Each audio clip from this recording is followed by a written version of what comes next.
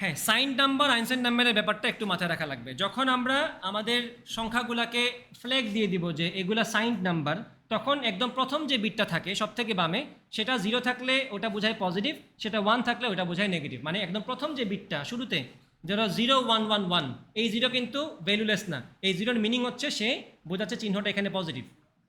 কারণ বাইনারিতে কিন্তু আমার 1 আর 0 ছাড়া কেউ নাই, যাই বোঝাই 1 আর 0 দিয়েই বোঝানো লাগবে। তো যখন তোমাকে বলে দেওয়া হবে দিজ আর সাইন নাম্বারস, তাহলে তোমার বুঝতে হবে শুরুতে যে বিটটা আছে সেটার অবশ্যই একটা মিনিং আছে, সেটা হোক 0 হোক 1। 1 হলে সে বোঝাবে এটা নেগেটিভ নাম্বার, মানে 1-এর পরে যা আছে পুরোটা নেগেটিভ নাম্বার, আর যদি 0 থাকে 0-এর পরে যা আছে সেটা পজিটিভ নাম্বার। বোঝা গেছে কিনা?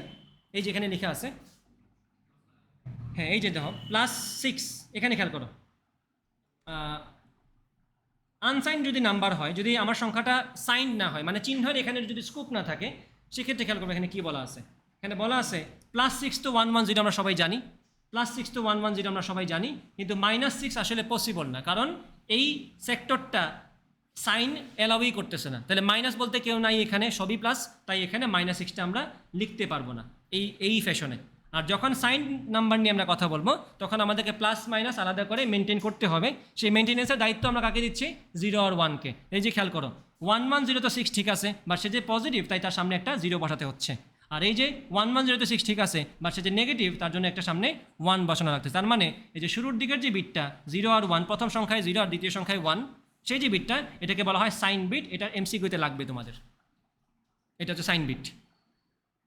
তাহলে 0 হইলে পজিটিভ আর 1 হইলে নেগেটিভ, এই অংশটা তোমাদের লাগবে, আর বাকি কিছু তোমাদের লাগবে না। এই পিডিএফের এই পোর্শনটা তোমরা একটু মনে রাখবা। কি বলছি বোঝা গেছে কিনা? শিওর তো?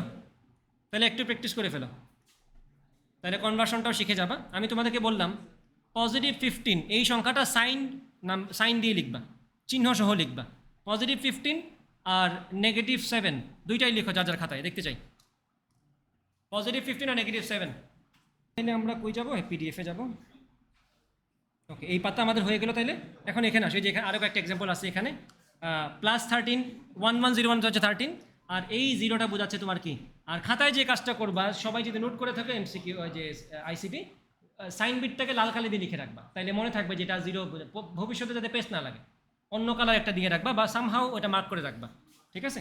01101 13, আর 1101 আগে 1 হচ্ছে -13। ওকে, ডান। রেঞ্জ অফ সাইন নাম্বার, এটা তোমাদের লাগবে না, এগুলা পড়ার আসলে এরকম প্রয়োজন নেই, স্কিপ দেম।